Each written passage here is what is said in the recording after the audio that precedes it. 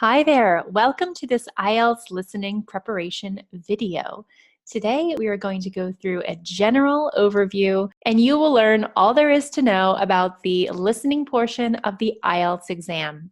We'll go through a general run through of the exam, what you can expect in the listening section.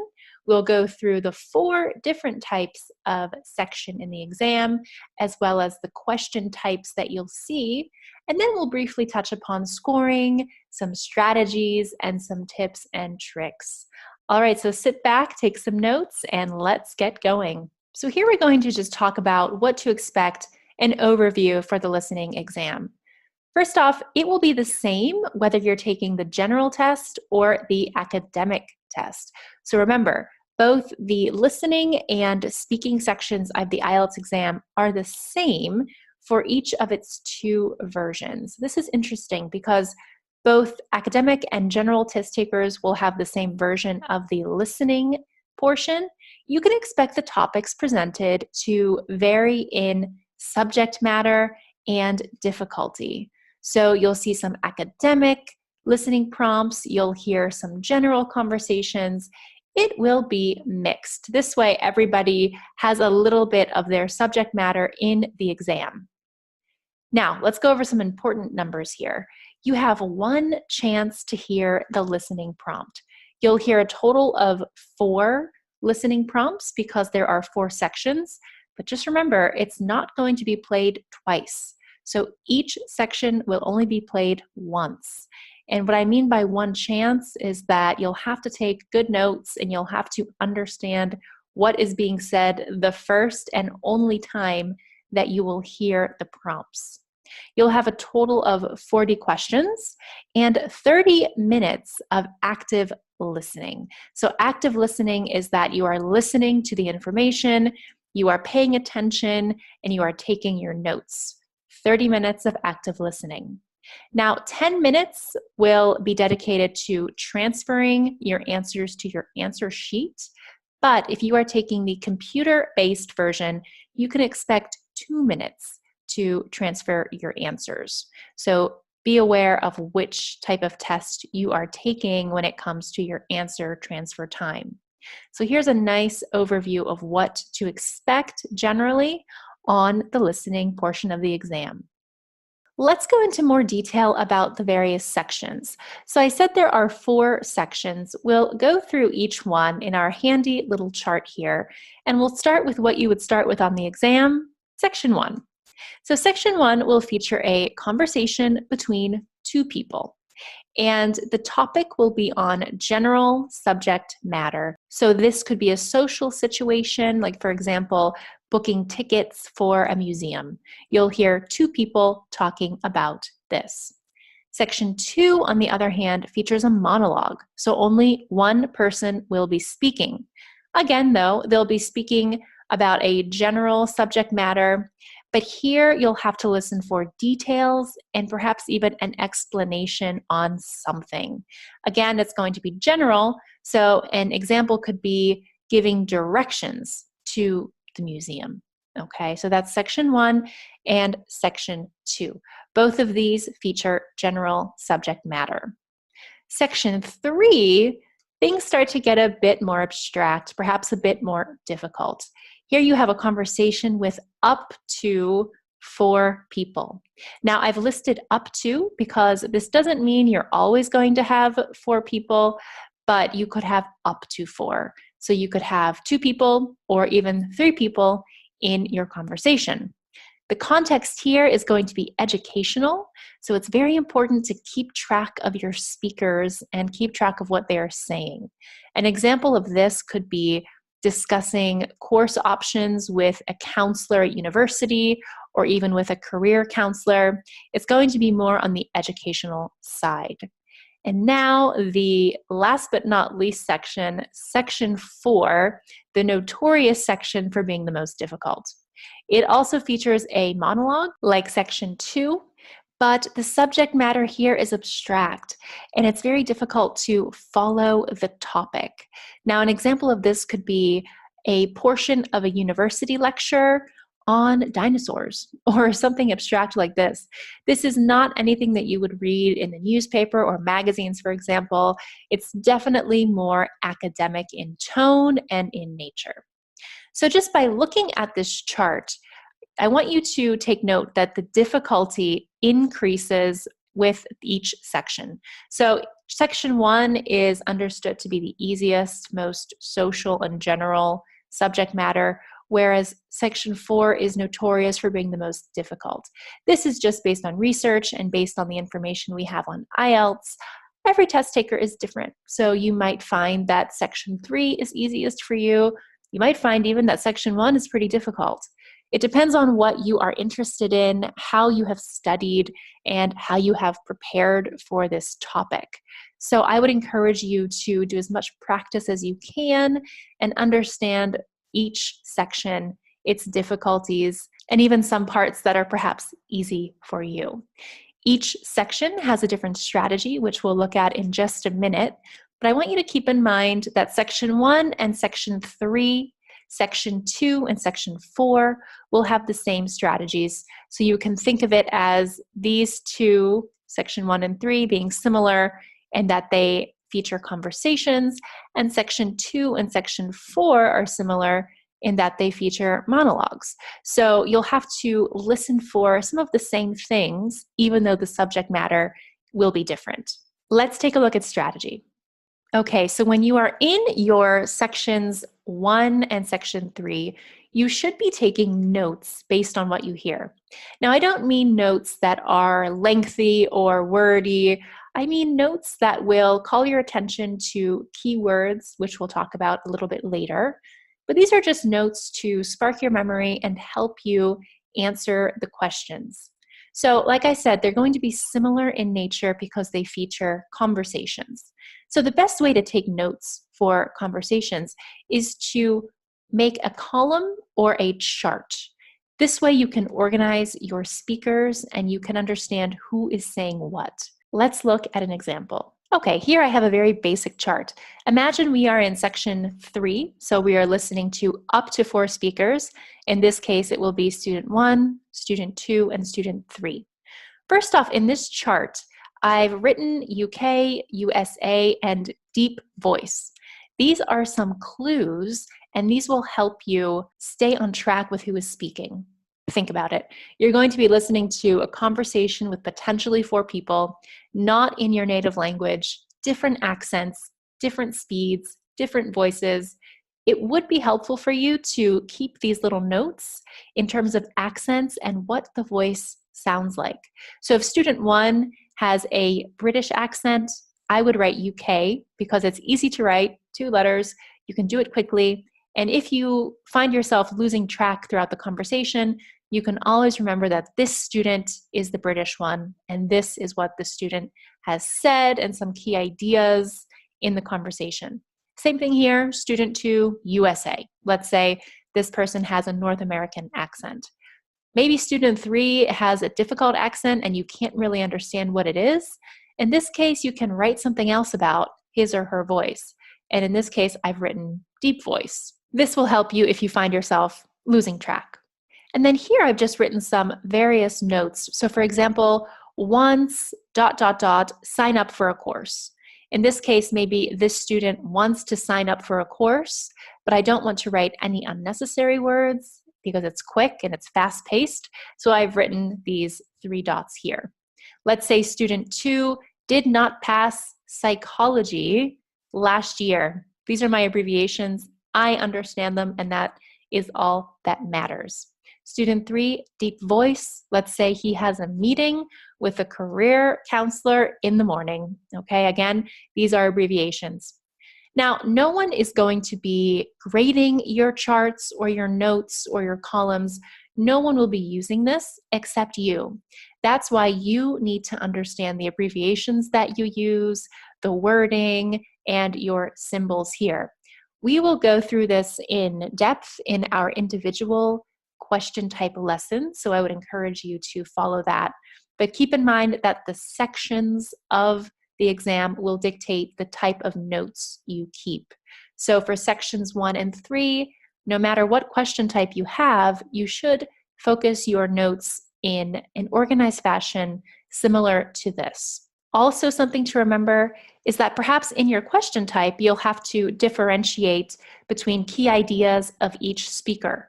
So that's why things like this can really make a difference. Now, sections 2 and 4 will have a different note-taking system.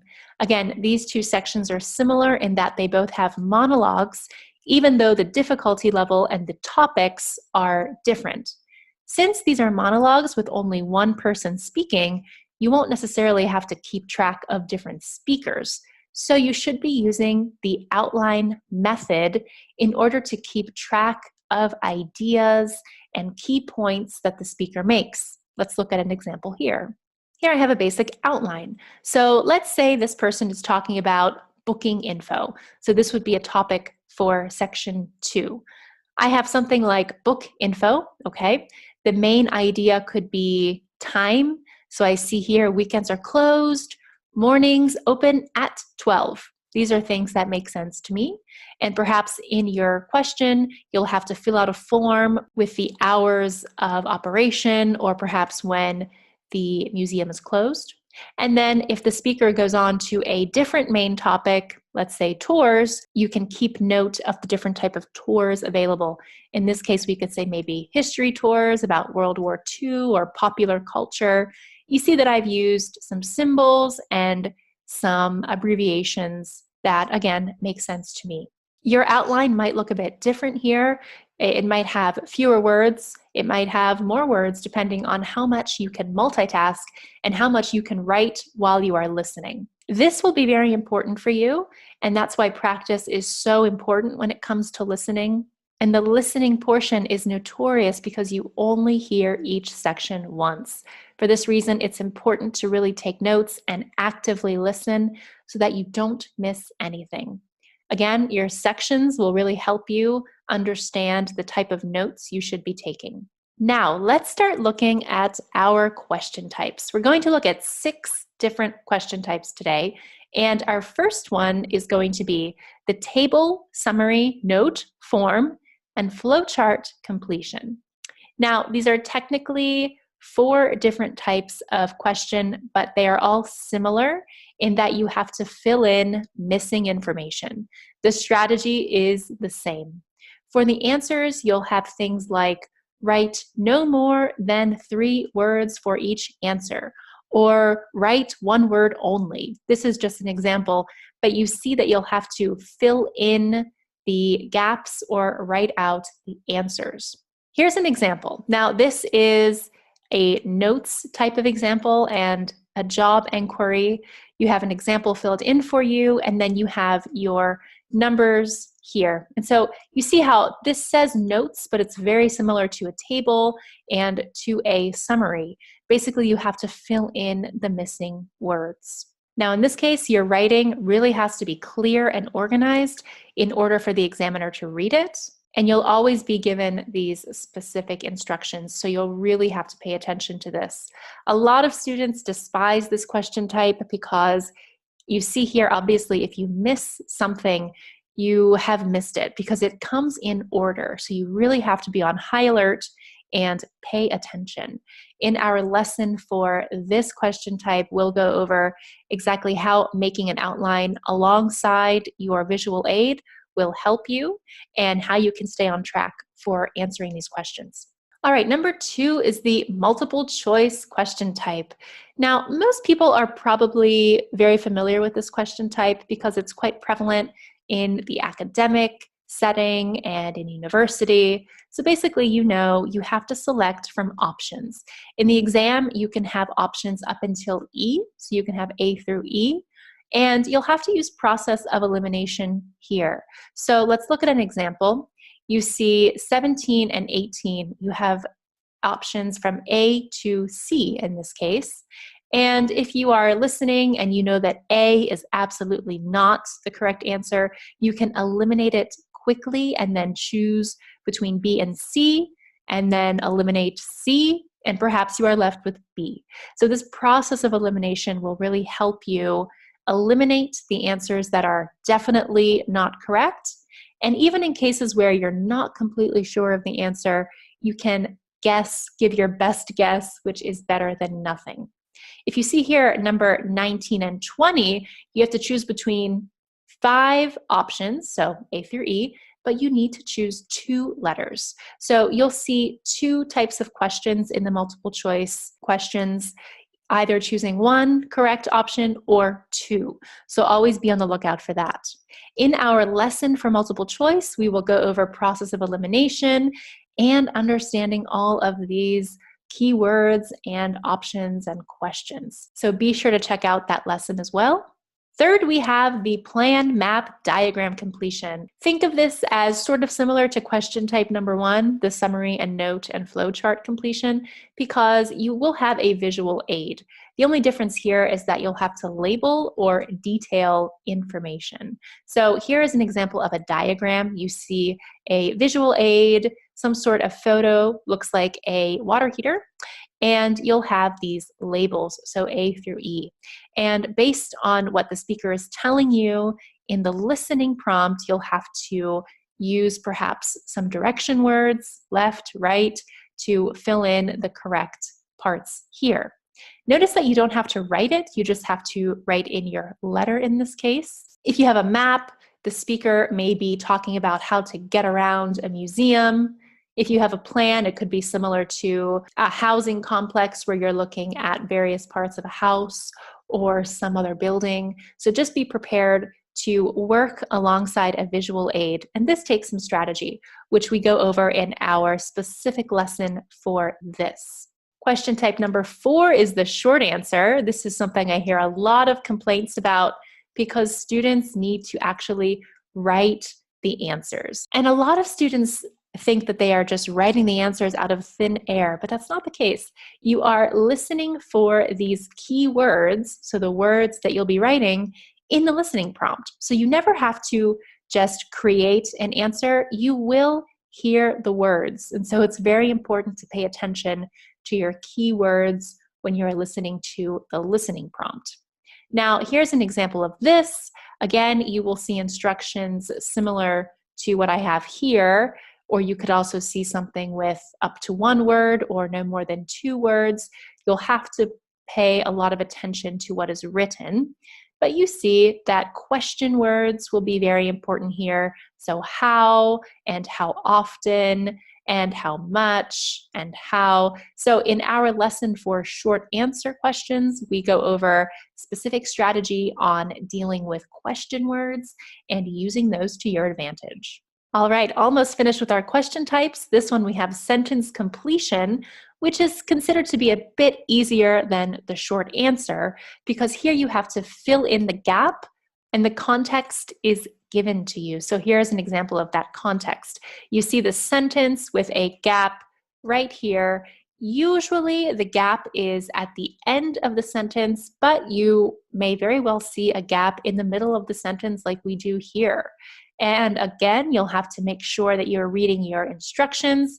For example, this one says 1 word only, so really keep that in mind. Now, on a different note, here you'll have to understand the grammar. So instead of focusing on question words, in this lesson we focus on grammar and making sure that you're writing the correct word in the gap.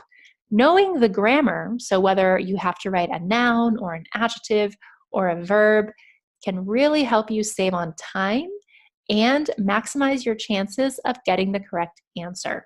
Last but not least, we have the matching question types, and it's very self-explanatory. You'll have to match answers to features or questions. Now, here's an example. You may be thinking that this looks quite similar to the reading question of matching features, and you would not be wrong. It is quite similar, but you'll have to adapt your strategy to fit in with listening, because obviously we don't have anything to read here, so we'll have to find key words in our features and make sure that we are listening for these words.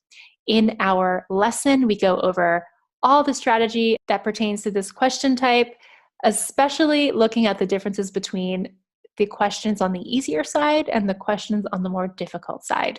What I mean by that is, if you look here, you have questions 14 to 18. So that's 5 questions. But here, you have 7 locations. It doesn't say that the location can be used once, so this is actually quite difficult because you're not able to eliminate anything. There are some questions where you may be able to eliminate the features, making it a bit easier and allowing you to use process of elimination, but most questions are a bit difficult and we should always prepare for the most difficult scenarios. All right, so those were our 6 question types. I would encourage you to watch our individual videos because we really go in depth and give you a step-by-step example for each one. Let's quickly go over the scoring. There isn't that much to say about scoring, just that there are your correct answers on the left-hand side of this table and the corresponding band score on the right-hand side. Now, this is from IELTS. We don't know the exact formula of their scoring in general for the entire exam, but if you practice at home and you get 35 questions correct, for example, you can put yourself at a band 8. And these correct answers correspond to the answers that you get correct. Remember, the scoring in the IELTS exam will not penalize you for incorrect answers. That's why you should always write something in your answer sheet, even if you're not sure if it's correct. So that would be using process of elimination for your best guess, or writing in the most plausible words for any of the short answer or sentence completion question types. You never want to leave it blank. You always want to give yourself your best chance with a best guess, even if it's quite difficult. So keep this table handy and refer to it while you're practicing. All right, so we have gone over the various sections, the 6 question types, and now I want to give you a general strategy and a guide that you can use for the listening exam. Now, each question type and section has their own strategy. And so you'll have to tweak this general strategy for each specific question type. Again, you can find the detailed strategy and the personalized strategy for each question type in our specific videos, but this will just prepare you for what to expect. Now, with any question type or with any section in a listening exam, the first thing you always want to do is read the questions or the information in the exam. Now, before you hear the listening prompt, you will have around 20 seconds to do this. People might be thinking, 20 seconds isn't that much time. And it isn't, okay? It is less than half a minute, but you cannot just sit back and relax. This is the worst thing you can do. You really have to utilize these 20 seconds and prepare yourself to do as much preparation work as you can before you hear that prompt. So the first thing you want to do quickly is read your questions and the information presented to you. You never want to listen blindly, just like you would never want to read blindly in the reading portion of the exam. You want to prepare yourself for what you're about to hear. And the best way to do that is to read the questions or the information on your sheet. And now with time and practice, you should be able to combine these 2 steps. So as you're reading the questions, you should also be underlining your key words. I cannot stress this enough.